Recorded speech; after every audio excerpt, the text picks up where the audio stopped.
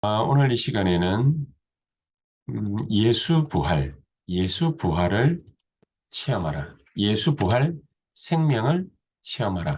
라는 말씀 가지고서 우리 같이 말씀을 상고해 볼 수 있도록 하겠습니다. 예수 부활을 생명을 우리가 어떻게 체험해야 되겠습니까?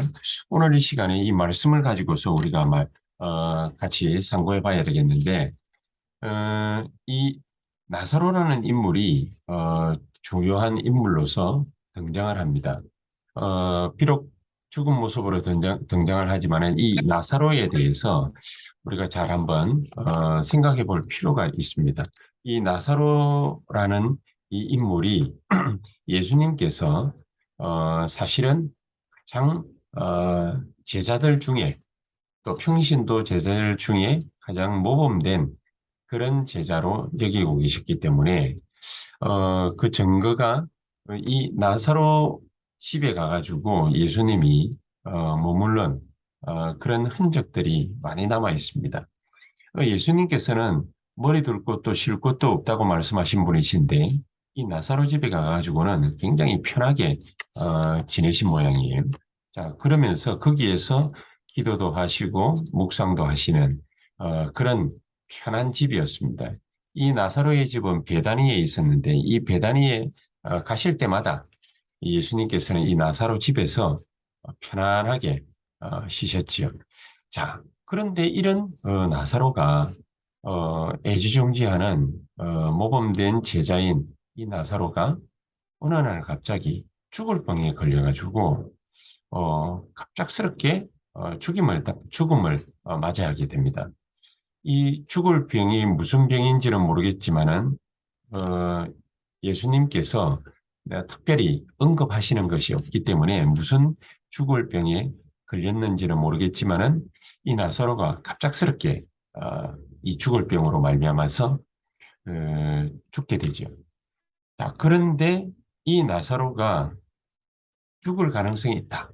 이 말을 갖다가 들었을 때에 예수님께서 정말로 아끼던 제자였으면 이 제자가 죽을 병에 걸렸으면은 빨리 찾아가서 이 제자의 병을 고쳐주시든지 또 뭐 한 발 늦게 가셨으면은 그럼 이 제자가 죽음을 맞이했다 할지라도 이 제자를 죽음 가운데에서 살려내실 수도 있으신 분인데 예수님께서는 그렇게 안 하셨거든요. 얼마나 많은 사람들을 갖다가 살리셨냐면은 야이로의 딸도 그렇고 나인성 과부의 아들도 그렇고 또 심지어 이방인인 백부장의 하인조차도 예수님께서 살려주시지 않았습니까? 이렇게 인자하신 분이신데 예수님께서 이런 사람들의 모든 병도 고치신 분이 가장 아끼는 제자, 애제자라고 말할 수 있는 이 나사로, 이 나사로가 죽을 병에 걸렸다.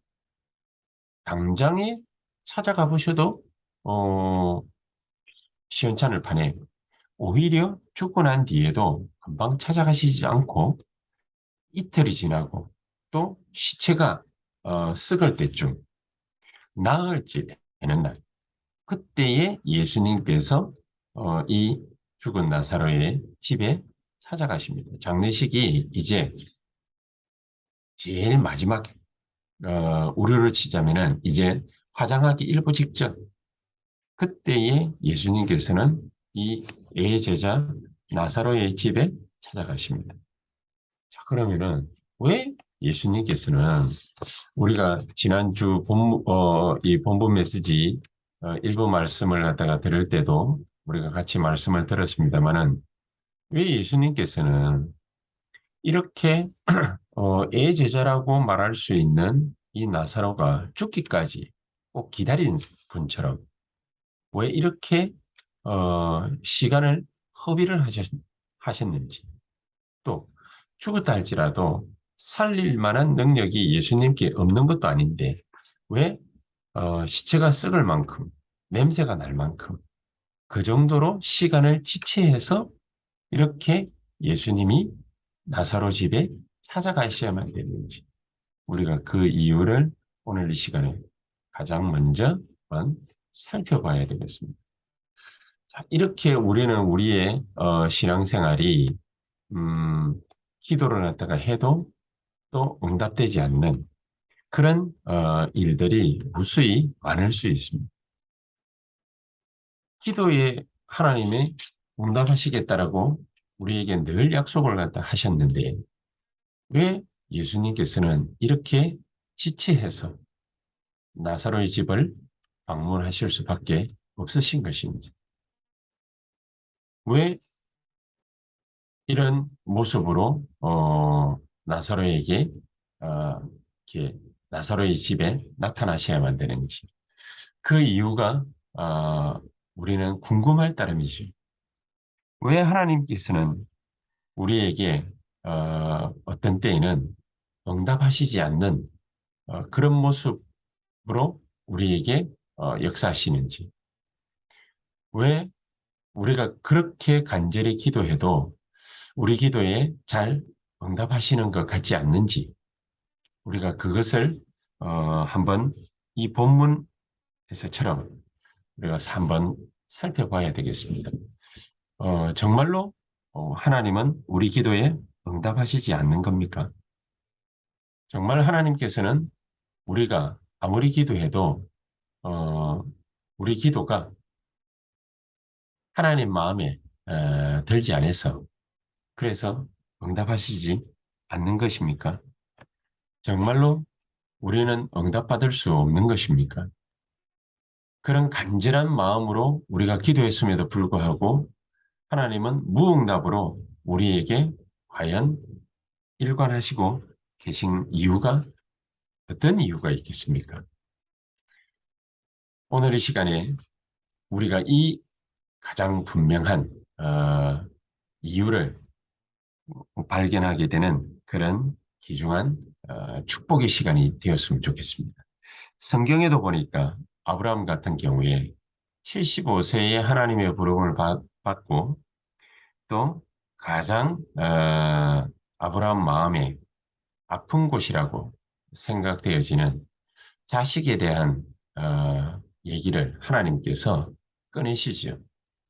아브라함을 그래서 부르시면서 씨 없는 아브라함에게 자식을 주겠다. 그렇게 말씀을 갖다가 하십니다.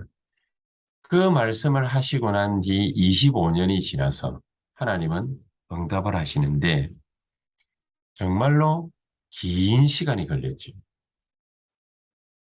이 25년이라는 긴 시간을 통해서 하나님은 아브라함에게 역사하셨지만은 이 25년은 응답조차 받지 못하는 그런 공허한 시간을 아브라함이 보냈던 것입니다. 요셉은 또 어떻습니까? 요셉은 13세에 그 아버지 품을 떠나서 애굽에 노예살이를 하러 가고 또 잠시 잠깐 그 형편이 풀리는 것 같았는데 감옥에 갇히고 그래서 근 17년 동안이나 하나님의 언약을 붙잡았음에도 불구하고 이 요셉은 무응답의 인생을 살아가는 것 같았습니다. 어, 요셉뿐만이 아니지요. 이 한나 같은 경우에도 어, 한나는 자식이 없어서 하나님 앞에 간절한 마음으로 기도를 했습니다. 그러나 아무리 한나가 울부짖어도 하나님은 그 기도에 응답하시지 않았습니다. 무응답이었습니다. 그런데 어느 순간에 한나에게 하나님이 그 기도에 응답하시는 시간이 다가왔는데 한나가 나시린이라는 언약을 깨닫는 순간 하나님은 그 한나의 기도에 응답하셨지요. 자, 우리가 이런 모습들을 보면은 다윗 또한 굉장히 비참한 시간을 갖다가 보낸 것을 우리가 확인할 수 있습니다. 다윗은 어린 나이에 하나님의 부름을 받았지만은 20년 넘는 시간을 통해서 죽음의 위기를 넘나들었습니다. 이런 시간들을 넘나들면서 다윗은 나중에 나이 30세에 왕권을 넘겨받게 되고 왕이 됩니다. 그러나 그 기간이 짧은 시간이 아니었죠. 20년 가까운 세월이었습니다. 또 엘리에사라는 인물이 있습니다. 여러 다른 선지 생도들은 베델, 길갈, 여리고, 또 요단 이 선지 학교를 하나씩 하나씩 다 자리를 차지하고 왔는데 이 엘리사는 끝까지 자기의 스승 엘리야를 쫓아갔습니다. 그 시간이 짧은 시간이 아닐 텐데 엘리야는 엘리사를 엘리사는 엘리야를 끝까지 쫓아가게 됩니다. 그래서 맨 마지막 시간에 이 엘리야가 엘리사에게 물어봅니다. 내가 너에게 무엇을 해주기를 원하느냐? 그때 엘리사는 우리가 잘 알고 있는 대로 영감의 갑절을 달라고 기도합니다. 자, 이 이후에 이 엘리사를 통해서 일어나는 하나님의 역사, 그것을 저와 여러분들은 잘 알고 있습니다. 우리가 정말로 기도할 때에 하나님은 우리의 기도를 외면하시고 계신 것이겠습니까? 아무런 응답을 하시지 않고 우리의 기도를 외면하시고 계신 것이겠습니까? 짧게는 십수년, 길게는 20몇 년이라는 긴 시간들을 통해서 하나님은 아무런 응답도 하시지 않은 것이 아니라 그 기간을 통해서 하나님은 가장 중요한 일들을 하시고 계셨다. 아브라함에게 25년이라는 긴 시간을 아무런 응답도 하시지 않은 것 같지만은 하나님은 아브라함에게 가장 중요한 응답들을 하시고 계셨던 것이죠. 그래서 아브라함은 어느 순간에 이 하나님의 역사를 눈치채고 창세기 13장 18절에 이 아브라함은 하나님 앞에 단을 쌓기 시작합니다. 이 이후에 일어나는 큰 하나님의 역사들을 저와 여러분들은 잘 알고 있습니다. 요셉 또한 마찬가지죠. 17년 동안 아무런 응답이 없었던 것 같지만은 여호와께서는 요셉과 항상 함께 계셨다 되어 있습니다. 감옥에 갔을 때에도 어, 아무런 응답이 없는 것 같았는데 하나님은 애굽 보고마에 가장 귀중한 것을 준비하고 계셨다. 다윗이 20년 동안 정말로 고난만 당한 것 같았는데 죽음의 위기만 당한 것 같았는데 사실은 시편의 모든 말씀의 거의 대부분이 이 다윗이 고난당하는 그 광야 생활하는 그 기간 동안에 하나님은 다윗에게 모든 응답을 다 해주신 것이라 그렇게 확신이 되어집니다. 이 이후에 다윗은 성전 건축의 언약을 굳게 붙잡고 나라와 민족의 모든 기틀을 마련하는 그런 귀중한 축복 속에 들어갔습니다. 무응답이 응답이라, 무응답이 응답이 아닌 인생을 살아가는 것이 아니라 무응답이 우리에게 있어서는 하나님의 응답의 가장 중요한 시간표라 그렇게 볼 수 있습니다.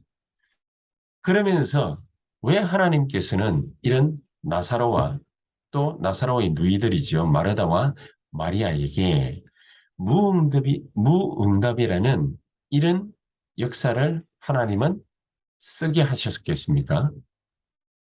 무엇 때문에 응답하시지 않는 모습처럼 나타나셨겠습니까? 응답받기 이전에 우리가 반드시 응답하시는 분이 누구인지 그것을 정확하게 알기를 하나님은 원하신 것입니다. 우리에게 응답하실 분이 어떤 분이십니까? 창세전부터 계셨던 분 아닙니까? 창세전부터 계셨던 분이라는 이 사실을 우리가 정확하게 알게 된다면 하나님께서는 우리에게 어떻게 역사하실 분인지 우리는 정확하게 알 수 있습니다.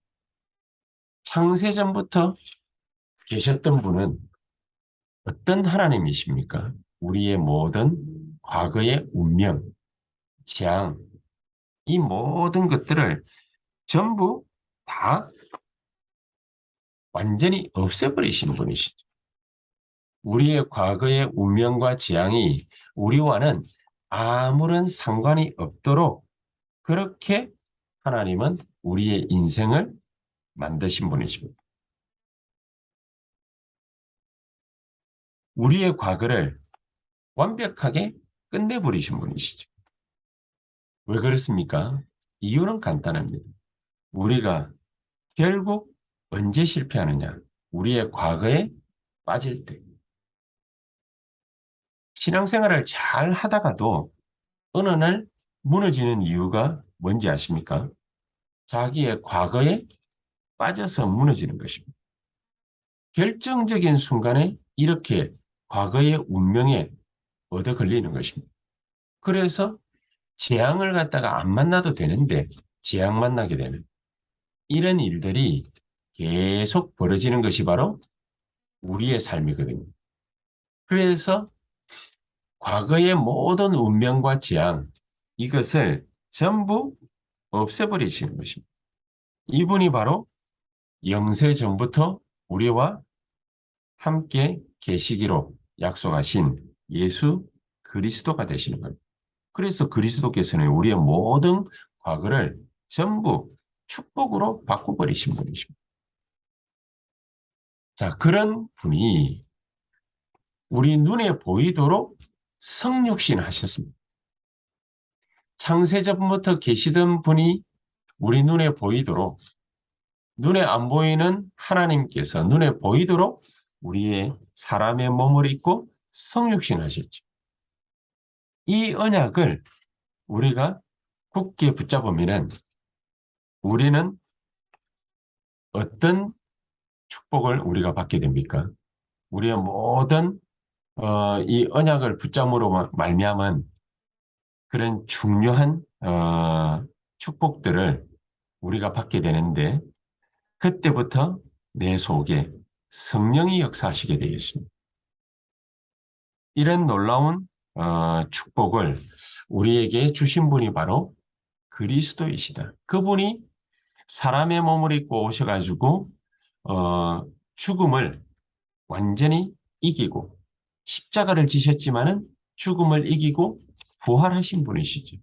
우리 눈에 보이지 않게 우리와 함께 하시겠다. 그렇게 말씀을 갖다가 하셨는데 그분이 우리와 함께 하시는 증거로 그 이름으로 기도할 때에 우리에게 역사하실 것이라 그렇게 말씀을 하셨습니다. 그래서 내 이름으로 기도하라. 내 이름으로 기도하라. 주님의 이름으로 명령하고 주님의 이름으로 그 권세를 사용해라. 그 말이죠. 지금도 그 이름으로 우리가 기도할 때에 이 흑암은 무너지게 돼 있고 그 이름으로 우리가 기도할 때에 어마어마한 역사가 벌어지게 되어 있습니다. 그분이 마지막 때에 재림주로 서실 분이시죠. 이분은 사실은 어마어마한 분이시죠. 우리에게 응답 주시는 분이 누구시냐? 바로 이런 분이시다. 그래서 이미 나사로가 죽었음에도 예수님께서는 천천히 나흘이나 지난 다음에 예수님께서는 천천히 늦게 나타나셨습니다. 이 예수님이 늦게 나타나신 가장 근본된 이유가 뭐냐? 우리의 영혼은 영원한 것이기에 죽은 것이 아니고 잔다라고 말씀을 하고 있습니다. 우리의 영혼은 영원히 죽지 않습니다. 우리의 영혼은 영원합니다. 그래서 예수님은 나사로가 죽은 것이 아니라 잔다라고 말씀하고 있습니다. 우리의 영혼만 죽는 존재가 아니라 우리가 받은 복음, 우리가 하나님 앞에 하는 기도, 우리가 정말로 언약 붙잡고 해야 될 이 전도 사역, 이 모든 것이 전부 영원한 것입니다. 그래서 시편 90편 16절에 모세가 주의 종들과 이스라엘 백성들 후손들을 위해서 하나님 앞에 간절히 기도한 모습도 나옵니다. 그래서 우리의 기도는, 우리의 신앙생활은 정말로 하나님 앞에 우리가 하는 이 전도는 하늘 보좌에 담겨서 하나도 헛된 것이 없다. 그렇게 말씀하고 있습니다. 계시록 8장 3절에서 5절에 보니까 우리가 하나님 앞에 드린 모든 기도는요, 어떤 기도가 되느냐? 소반에 담아서 하나님께 상달되어지는 그런 엄청난 기도의 어, 영원한 축복을 담고 있습니다. 고린도전서 15장 58절에는 사랑하는 형제들아 그러죠. 사랑하는 형제들아 견실하고 흔들리지 말라. 그러면서 항상 주의 일에 힘쓰라. 너희의 수고가 주 안에서 헛되지 않을 것이라고 합니다. 우리의 수고는 절대로 헛되지 않을 것이다. 우리가 하나님 앞에 드린 기도는 우리가 정말로 언약 붙잡고 이 복음의 말씀을 많은 사람들에게 사람 살리기 위해서 전달하는 이 전도는 정말로 하늘 보좌에 담겨져서 하나도 헛된 것이 없을 것이다. 기도만 그런 것이 아니라 모든 것이 헛된 것이 없을 것이다. 우리에게 분명하게 하나님은 말씀하고 있습니다. 그래서 예수님께서는 이제 일부러 나사로가 죽었음에도 불구하고 늦게 천천히 나타나신 것입니다. 왜냐? 우리가 하나님 앞에 드리는 모든 기도, 복음 활동, 우리의 모든 신앙생활, 전도 사역, 이 전도를 위해서 움직이는 그 모든 것들이 하나도 헛되지 않고 영원한 것이고 또 하늘 보좌에 담겨져서 하나도 헛된 것이 없다라는 그 사실을 보여주시기 위해서 죽은 것이 아니라 잔다라고 예수님께서는 분명히 말씀하시면서 보여주시는 것입니다. 그러면서 이 마지막 날에 예수 그리스도께서는요, 부활의 첫 열매가 되셨다 그러십니다. 그리스도께서는 부활의 첫 열매가 되셨기 때문에 이 나사로가 죽은 것이 아니라 잔다라고 말씀하고 계신 것입니다. 예수님께서 이 계셨더라면 하고 얼마나 이 마르다가 자기 오빠 나사로의 죽음에 대해서 안타까워했습니까? 그런데 예수님께서는 요한복음 11장 22절 23절에 그렇게 말씀하시죠. 네 오라비가 살아날 것이다. 그러니까 이 마르다가 신앙 고백을 정확하게 했죠. 예, 마지막 날에는 우리 모두 다가 다 살아나고 우리 오라비도 살아날 겁니다. 그렇게 확실하게 신앙 고백했습니다. 그런데 예수님께서는 그런 의미로 말씀하신 것이 아니라 나는 부활이요 생명이니 나를 믿는 자는 죽어도 살겠고 나를 믿는 자는 죽어도 살게 될 것이다. 그러나 지금 살아서 믿는 자는 영원히 죽지 아니하리라. 영원히 죽지 아니하리라. 우리의 후대와 영원히 관계가 있는 말씀이지. 나를 믿는 자는 죽어도 살 것이고 또 지금 살아서 믿는 자는 영원히 죽지 아니하리라. 저와 여러분들의 모든 생명, 우리를 구원한 영혼, 주의 일, 이것은요, 영원히 죽지 않고 있게 될 것이다. 그 말씀이시죠. 우리가 하나님 앞에 드리는 기도도 단 한 개도 빠짐없이 하나님 앞에 상달될 것입니다. 저와 여러분들이 하나님 앞에 드린 기도, 그 기도가 우리의 믿음이 강해서 하나님 앞에 상달되는 것이 아니고 우리의 기도가 믿음이 연약해서 하나님 앞에 응답받지 못하는 것이 아니라 하나님은 모든 기도를 소반에 담아서 하나님 앞에 보좌 앞에 상이 드리게 된다. 분명히 그렇게 우리에게 말씀하시고 계십니다. 자, 그런 하나님이시라면 우리의 기도는 또 우리의 복음 사역은 어떻습니까? 하나님은 반드시 헛되지 않는 하나님의 역사로 우리에게 보답하실 것입니다. 그래서 우리가 이렇게 믿고 하나님의 역사를 쫓아가게 될 때 이제 실제 살리는 일들이 벌어지게 될 것이다. 어떤 일들이 어떻게 벌어집니까? 내 말이 내가 믿으면 하나님의 영광을 보리라. 11장 40절에 얘기했죠. 이 얘기를 갖다가 예수님께서 왜 하시고 계십니까? 마르다가 죽은 지 나흘이 되었으며 벌써 냄새가 납니다. 마르다가 그렇게 예수님께 얘기하는 거예요. 예수님이 나흘 지나서 이제 시체의 냄새가 펄펄 나고 있으니까 왜 이제야 오셨습니까? 이런 원망 섞인 얘기를 하니까 네가 믿으면 하나님의 영광을 보리라. 그러면서 예수님께서 실제 엄청난 하나님의 역사를 일으키시기 위해서 뭐라고 또 말씀을 하고 계십니까?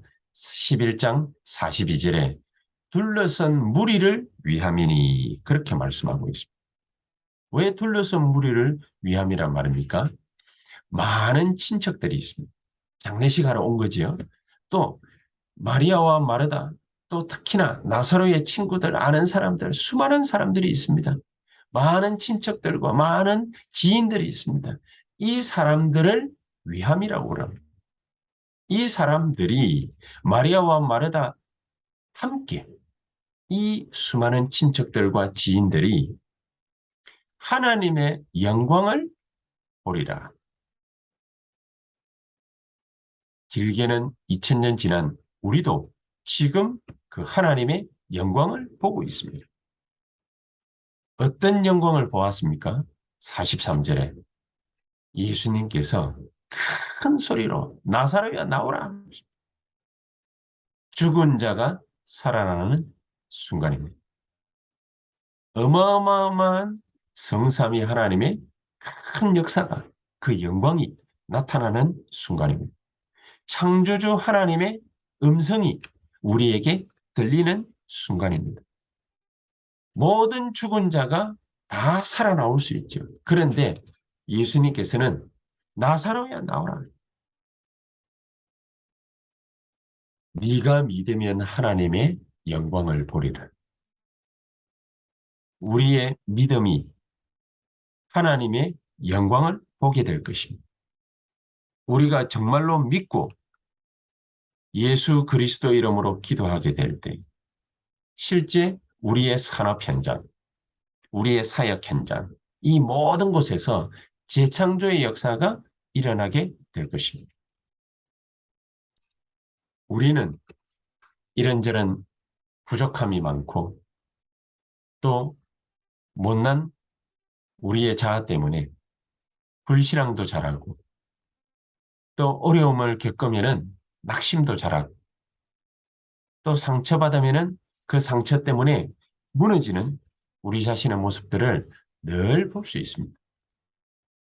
그렇게 어두움에 둘러싸여서 죽어가던 우리 아니었습니까? 그런데 하나님께서는 나사로야 나오라. 하나님은 우리를 저 처절한 죽음의 현장에서 저 어려운 현장에서 하나님은 우리를 재창조의 역사로 살려내시기를 원하시는 것입니다. 그래서 모든 족속에게 천하 만민에게 땅끝까지 가라.